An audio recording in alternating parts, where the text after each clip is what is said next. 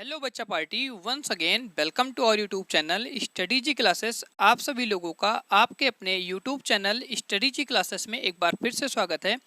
तो प्यारे बच्चों, आज के इस नए वीडियो लेक्चर में हम स्टार्ट करने वाले हैं प्रश्नावली 1.2 का क्वेश्चन नंबर 5। तो बच्चों, ये जो हमारा क्वेश्चन नंबर 5 है, ये काफ़ी इंपॉर्टेंट क्वेश्चन है और ये बोर्ड में कई बार पूछा गया है। तो इस क्वेश्चन को सॉल्व करने से पहले सबसे पहले इस क्वेश्चन के हम मेन कंसेप्ट को समझेंगे, उसके बाद इस क्वेश्चन का हम यहाँ पर सोल्यूशन देखेंगे। तो चलिए प्यारे बच्चों, आज का वीडियो लेक्चर हम स्टार्ट करते हैं।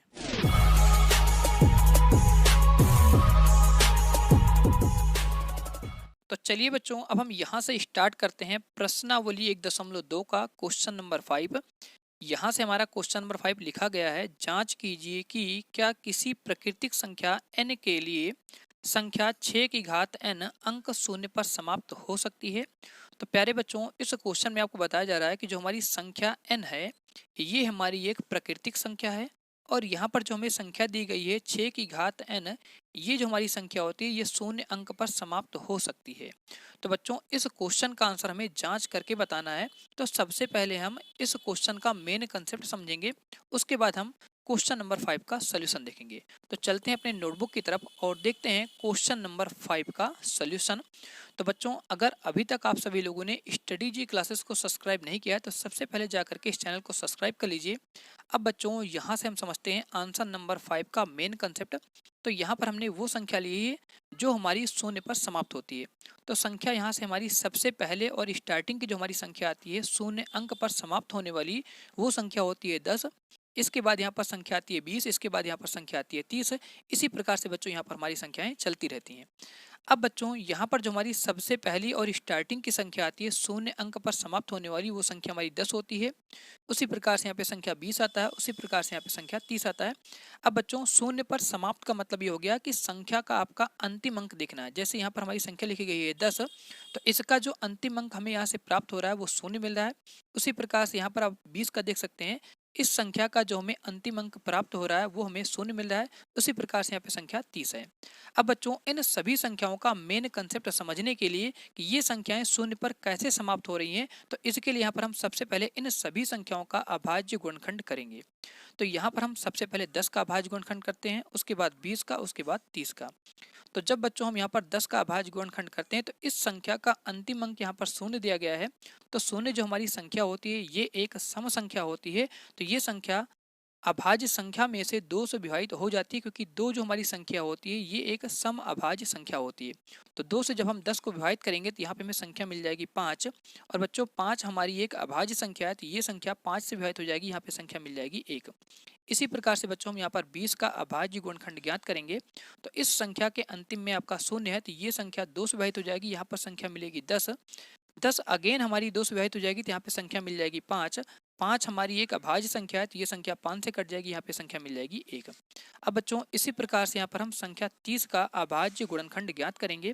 तो इस संख्या 30 के अंतिम में आपका अंक संख्या यहाँ पर है शून्य, तो ये संख्या अगेन 2 से विभाजित होगी, यहाँ पर संख्या मिलेगी 15। अब बच्चों, जो हमारी ये संख्या 15 है, इस संख्या के अंतिम में आपकी संख्या 5 है, तो ये संख्या 2 से विभाजित नहीं होगी, तो ये संख्या 3 से विभाजित हो जाएगी, क्योंकि 3 के पहाड़े में हमारी संख्या 15 आती है। जब इसको हम 3 से विभाजित करेंगे, यहाँ पे संख्या मिलेगी 5। अब 5 बच्चों हमारी एक अभाज्य संख्या है, तो ये संख्या 5 से विभाजित हो जाएगी, यहाँ पे संख्या मिलेगी 1। तो बच्चों, इस प्रकार से यहाँ पर हमने संख्या 10, 20 और 30 का अभाज्य गुणनखंड ज्ञात कर लिया है। अब इन सभी संख्याओं के अभाज्य गुणनखंडों को हम अभाज्य गुणनफल के रूप में यहाँ पर व्यक्त करेंगे। तो 10 का जो हमें अभाज्य गुणनफल प्राप्त होता है 2 गुणे 5 होता है। उसी प्रकार से यहाँ पर 20 का अभाज्य गुणनफल प्राप्त होता है 2 गुणे 2 गुणे 5। उसी प्रकार से यहाँ पर 30 का हमें अभाज्य गुणनफल प्राप्त होता है 2 गुणे 3 गुणे 5। अब बच्चों, जो हमारी सबसे पहले और स्टार्टिंग की संख्या थी वो हमारी 10 थी। अगर हम इस संख्या का अभाज्य गुणनफल ज्ञात करते हैं तो हमें संख्या मिलती है 2 गुणे 5। तो बच्चों, 2 गुणे 5 ये जो हमारी संख्या है, इस संख्या का जब हम आपस में गुणा करते हैं तो हमें संख्या मिलती है 10, और ये संख्या हमारी क्या होती है, शून्य पर समाप्त होती है। तो बच्चों, इससे हमें ये पता चलता है कि अगर कोई भी संख्या शून्य अंक पर समाप्त होती है तो उस संख्या के गुणनखंड में हमेशा संख्या आपको 2 और 5 ये दोनों संख्याएं जरूर आएंगी।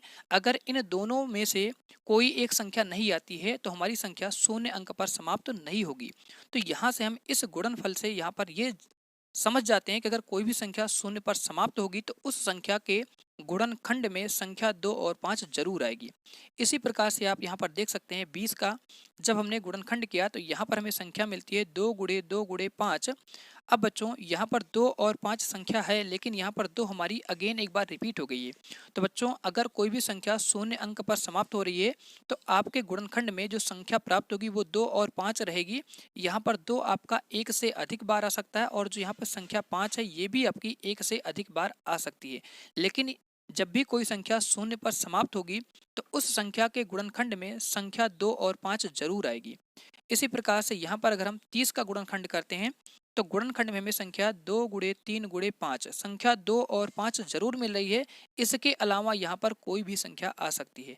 तो बच्चों इन तीनों संख्याओं के गुणनफल से हमें ये पता चल जाता है कि अगर कोई भी संख्या शून्य अंक पर समाप्त होती है तो उस संख्या के गुणनखंड में संख्या 2 और 5 जरूर मिलेगी। अगर इन दोनों में से कोई एक संख्या नहीं होती है, जैसे मान लीजिए यहाँ पर आपका 2 नहीं है, सिर्फ 5 आपको मिलता है, तो ये संख्या शून्य पर समाप्त नहीं होगी। अगर मान लीजिए आपको यहाँ पर 2 मिल जाता है, 5 नहीं मिलता है, तो ये संख्या शून्य पर समाप्त नहीं होगी। तो बच्चों यहाँ से आपको ये पता चल जाता है अगर कोई भी संख्या शून्य पर समाप्त होगी तो उस संख्या के गुणनखंड में संख्या 2 और 5 दोनों संख्याएं जरूर आएंगी। तो बच्चों इसका मेन कंसेप्ट आपको समझ आ गया होगा कि अगर कोई संख्या शून्य अंक पर समाप्त होना चाहती है तो उस संख्या के गुणनखंड में 2 और 5 ये संख्याएं जरूर आएंगी। तभी हम बता सकते हैं कि संख्या शून्य अंक पर समाप्त है। अगर इनमें से कोई एक अंक नहीं आएगा तो वो संख्या शून्य पर समाप्त नहीं होगी। तो बच्चों इसका यहाँ पर हम जनरल फॉर्म लिख देते हैं कि 2 की घात यहाँ पर हो जाएगा m गुणे 5 की घात यहाँ पर हो जाएगा n। ये बच्चों यहाँ पर संख्या का जनरल रूप होता है कि अगर हम किसी भी संख्या का गुणनखंड करेंगे तो हो सकता है आपका, जैसे यहाँ पर हमने 20 का किया तो हमें 2 2 बार मिला, तो उसी प्रकार से यहाँ पर ऐसा भी हो सकता है कि 5 भी आपको 1 से अधिक बार मिल जाए। तो उसका जनरल रूप हम इस प्रकार से लिख सकते हैं, उसको घातांक के रूप में व्यक्त करके लिख सकते हैं। अब बच्चों ये रूप आपको प्रश्नावली 1.4 जब हम स्टार्ट करेंगे तो वहाँ पर ये रूप आपको दिखाई पड़ेगा। तो इसको समझने से पहले इसके पहले 2 थ्योरम है उसको समझेंगे, उसके बाद हम आप सभी लोगों को ये यूज बताएंगे किस प्रकार से इसका यूज करके हम प्रश्नावली 1.4 को सॉल्व करेंगे। तो बच्चों अभी आप सिर्फ इसका यहाँ पर ये जनरल रूप याद रखिए, ये प्रश्नावली 1.4 में यूज होने वाली है। अब बच्चों हम चलते हैं अपने नोट पॉइंट की तरफ। तो यहाँ पर हमारे 2 सबसे इंपॉर्टेंट नोट पॉइंट लिखे गए हैं। यदि कोई संख्या शून्य अंक पर समाप्त होती है तो उस संख्या के गुणनखंड में संख्या 2 और 5 होनी चाहिए, तब वह संख्या शून्य पर समाप्त होती है। तो बच्चों इस नोट पॉइंट में आपको बताया जा रहा है कि अगर कोई भी संख्या शून्य अंक पर समाप्त हो रही है तो उस संख्या के गुणनखंड में 2 और 5 ये दोनों संख्याएं आनी चाहिए। अगर इन दोनों में से कोई एक संख्या नहीं आ रही है तो संख्या शून्य पर समाप्त नहीं होगी। ये पहले नोट पॉइंट में लिखा गया है। दूसरे नोट पॉइंट में बताया गया बच्चों कि हमारी जो संख्या है वो कब शून्य पर समाप्त नहीं होगी। तो यहाँ पर लिखा गया यदि किसी संख्या के गुणनखंड में 2 और 5 इन दोनों संख्याओं में से कोई एक संख्या नहीं होती है तो संख्या शून्य अंक पर समाप्त नहीं होती है।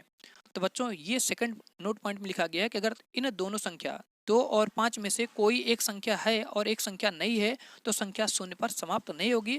संख्या शून्य पर समाप्त होने के लिए दोनों संख्याओं का होना जरूरी है। तो बच्चों ये दोनों नोट पॉइंट आपको अच्छे से समझ आया होगा। बच्चों आप इन दोनों नोट पॉइंट को कहीं पर अपने नोट में जरूर लिख लीजिएगा, क्योंकि ये दोनों हमारे नोट पॉइंट प्रश्नावली 1.4 जब हम सॉल्व करेंगे तो वहाँ पर बहुत काम के आने वाले हैं। और साथ साथ ये दोनों नोट पॉइंट आपके कंपटीशन एग्जाम में भी बहुत काम के आने वाले हैं। अब बच्चों हम यहाँ से समझते हैं क्वेश्चन नंबर 5 का सोल्यूशन। तो यहाँ से हमारा क्वेश्चन नंबर 5 का सोल्यूशन लिखा गया है। संख्या हमें दी गई थी 6 की घात n और आपको बताया गया था कि जो हमारी यहाँ पर संख्या n है ये हमारी एक प्राकृतिक संख्या है। तो हमने यहाँ पर लिख दिया है कि जो हमारी n है ये प्राकृतिक संख्या से बिलोंग करती है। बिलोंग का मतलब हो गया कि यहाँ पर जो भी हम संख्या n लेंगे वो एक प्राकृतिक संख्या लेंगे। तो यहाँ पर हमने आगे लिखा है कि जो हमारी संख्या n होती है वो प्राकृतिक संख्या होती है और प्राकृतिक संख्या हमेशा 1 से स्टार्ट होती है। तो यहाँ पर हमने संख्या लिखा है 1, उसके बाद 2, उसके बाद 3, इसके बाद यहाँ पर संख्या आएगी 4, फिर 5, फिर 6, इसी प्रकार से यहाँ पर आगे संख्याएं चलती रहेंगी।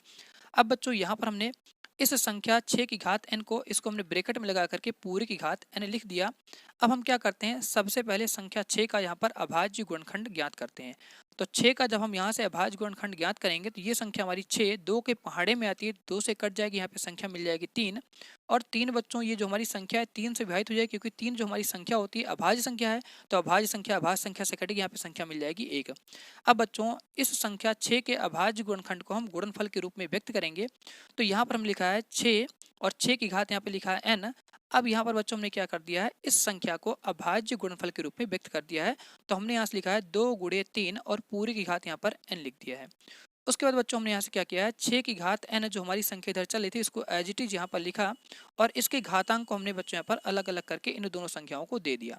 तो यहाँ पर 2 की घात हमारा हो जाएगा n और 3 की घात यहाँ पर हो जाएगा n। इसका मतलब ये हो बच्चों कि 2 जो हमारी संख्या ये कई बार हो सकती है, 3 यहाँ पर संख्या हमारी कई बार हो सकती है। अगर हम n का मान 1 लेंगे तो 2 की घात यहाँ पर n हो जाएगा, और अगर हम n का मान यहाँ से 1 ले रहे तो 3 का भी घात कितना हो जाएगा, 1 हो जाएगा। इसी प्रकार से आप यहाँ पर n का मान लेते जाएंगे और यहाँ पर संख्या बदलती जाएगी। अब बच्चों यहाँ पर हमने इसका मेन कंसेप्ट पढ़ने के बाद में सीधा क्वेश्चन का डायरेक्ट आंसर दिया है कि संख्या 6 की घात जो हमारी n है शून्य पर समाप्त नहीं है, क्योंकि इस संख्या के गुणनखंड में 2 की घात n है तथा 5 की घात n नहीं है। और क्वेश्चन में बच्चों आपसे यही पूछा गया था कि जो हमारी संख्या 6 की घात n है ये संख्या हमारी शून्य अंक पर समाप्त हो सकती है। तो आप यहाँ से देख रहे हैं कि जब हमने यहाँ पर 6 का गुणनखंड किया तो गुणनखंड करने में 2 की घात n मिला, लेकिन यहाँ पर 5 की घात n नहीं मिला, हमें 3 की घात n मिल गया। तो आपको अभी जस्ट हमने नोट पॉइंट बताया कि अगर कोई भी संख्या शून्य पर समाप्त हो रही है तो उस संख्या के गुणनखंड में 2 और 5 वो दोनों संख्याएं होनी चाहिए। तो आपको यहाँ से 2 की घात n मिल रही है लेकिन 5 की घात n नहीं है, तो ये संख्या जो हमारी 6 की घात n है ये संख्या कभी भी शून्य पर समाप्त नहीं हो सकती है। वही यहाँ पर हमने कंक्लूजन निकाल के लिखा है कि जो संख्या 6 की घात n है शून्य पर समाप्त नहीं है, क्योंकि इस संख्या के गुणनखंड में 2 की घात n है तथा 5 की घात n नहीं है। तो आगे हमने लिखा है इसलिए संख्या 6 की घात n शून्य अंक पर समाप्त नहीं है। तो बच्चों अगर आप सभी लोगों को ये वीडियो लेक्चर पसंद आया है तो वीडियो को ज़रूर लाइक कर दीजिएगा, और अगर इस चैनल पर नए हो तो चैनल को सब्सक्राइब कर दीजिएगा, बेल आइकन को प्रेस कर दीजिए, जिससे आने वाले सभी लेटेस्ट वीडियो का नोटिफिकेशन आपको सबसे पहले मिलता रहे। तो बच्चों अगर आप एक बार इसका स्क्रीनशॉट लेना चाहते हैं तो आप यहाँ से पुनः इसका स्क्रीनशॉट आप ले सकते हैं बच्चों। और ये दोनों नोट पॉइंट आप साथ साथ में आप अपने नोटबुक में जरूर लिख लीजिए, क्योंकि ये नोट पॉइंट बहुत काम के हैं। जब आप कंपटीशन एग्जाम दे रहे होंगे तो वो नोट पॉइंट आपको बहुत काम के दिखाई पड़ेंगे, और साथ साथ ये प्रश्नावली 1.4 में भी यूज होने वाले हैं। तो बच्चों आप इसका स्क्रीनशॉट ले सकते हैं। तो आज का वीडियो बच्चों हम इसी पर एंड करते हैं। अब मिलते हैं अगले वीडियो के साथ में। अगले वीडियो में हम सॉल्व करेंगे क्वेश्चन नंबर 6 को। तो चलिए बच्चों आज का वीडियो इसी पर एंड करते हैं।